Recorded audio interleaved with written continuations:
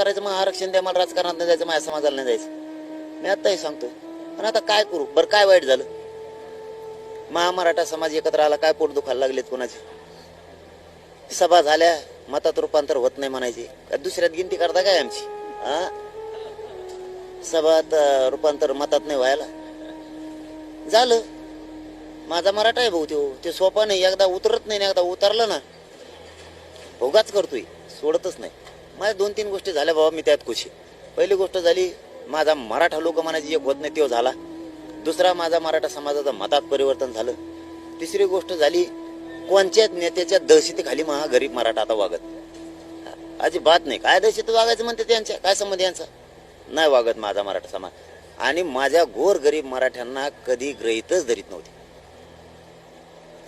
त्यांच्या मताला किंमतच नव्हती. चापला सकट पाय पडत माझ्या गरीब मराठ्याच्या. आता माझ्या मराठ्याला, गरीब मराठ्यांना इज्जत आली, स्वाभिमान जागा झाला, याच्यात मी खुश आहे. आता फक्त आरक्षण द्यायचं राहील.